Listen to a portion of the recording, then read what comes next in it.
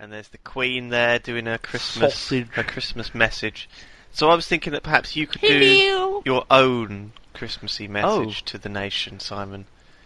As the Queen? As the Queen, yeah. Oh, God. So what she might say this year? Yeah. So how she might say it. Hello! A lot of preparation goes into these podcasts, you know. Yes, they do!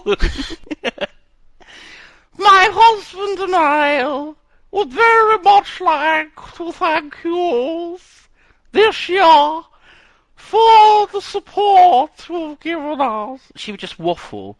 It's all waffle, Lewis. I don't know if you've ever watched the Queen's speech. It is. It's all fluff. But it is just all bollocks. It is just all bollocks.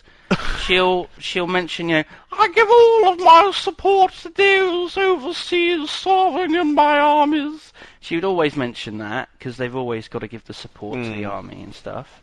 Which, fair enough. Yeah. Fair enough.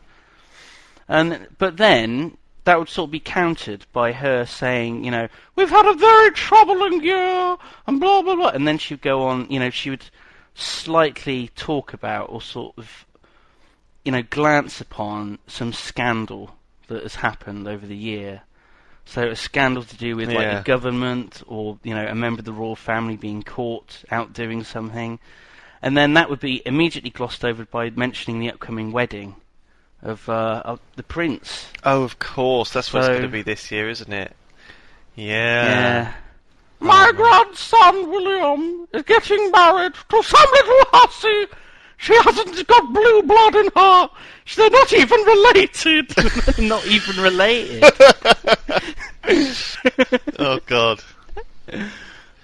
Oh, dear. Yeah, so if people don't know what this is, I'm sure you have your own sort of countrywide Christmas traditions and stupid shit that happens, and this is kind of the British thing, isn't it? Everyone watches the Queen's speech on telly in their living room with a nice cup of tea. It's very stereotypical, but it's like, actually the case, kind of thing. Well, people from Commonwealth countries would also probably watch the Queen's speech. It'd be part of their tradition as well. Like Australia. So, like our Australian listeners and those in Canada or whatever, they would probably watch it as well. Where else are the Commonwealth countries though, other than those two? I mean, lots of shitty islands all over the place. Yeah, I suppose. Like St Helena and places like the Falklands. Oh yeah. Did you hear that the Pope's giving a speech to the UK? He's already recorded it. I didn't hear that.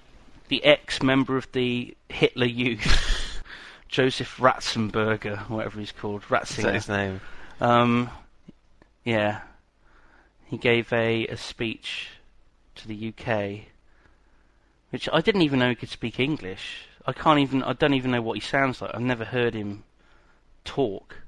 I've just seen him, on telly or whatever, just walking about waving, looking a bit like the Emperor out of Star Wars.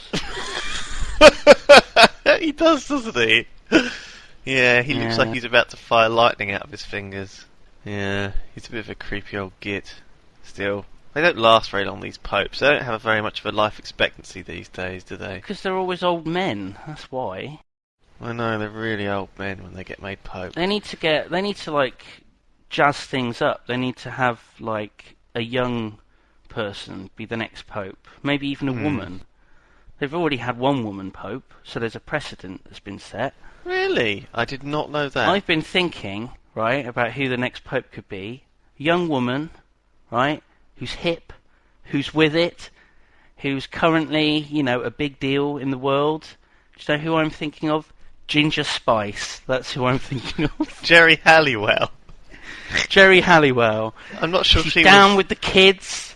She's always up there in the charts. Everyone's walking around singing her songs. She's.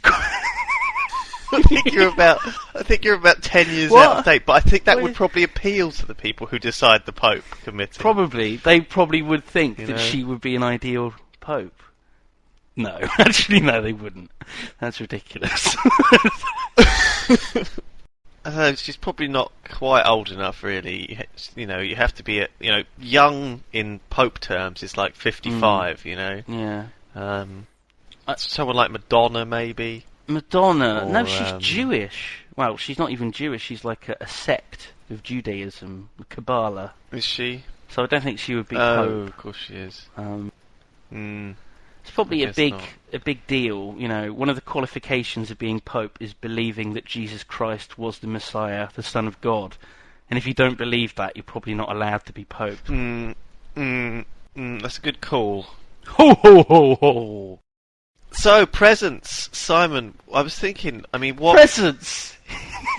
When you were a kid, right, and Santa came and got you presents. Yeah. Were there any sort of things that were very memorable to you? I mean, what was Christmas morning like for you in the Simon household? Christmas morning, I remember, right, the most memorable Christmas morning. I got up at about 6 o'clock.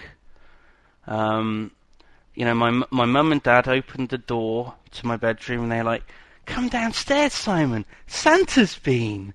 And I was like, "Yay!" And I rushed down the stairs, and there underneath the tree there were all these gifts lined up. And I rushed over to them, and my parents said, No, those aren't your gifts.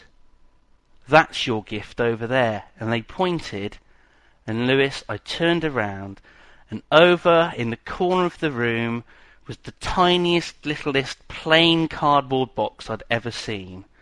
Okay. And I looked at my parents, and my eyes started to water a bit, and my dad said, "Oh, go on, open your present, open your present." And I went over to that little corner of the room where it was all dark, and it was quite cold, and I was shivering.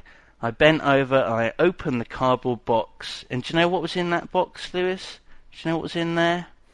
Inside of that box was the greatest gift of all. It was love. Aww. Simon. Of course, love isn't a physical object, so the box was actually empty. but I, in my mind, in that box there was love, and it was the best Christmas I ever had. Oh God. Well, that is a wonderful, wonderful tale. I wanted a big yellow teapot. Oh, of course you did. I wanted a big yellow teapot, and I never got it. Well, we'll have to remember that I got an empty little box. for the future.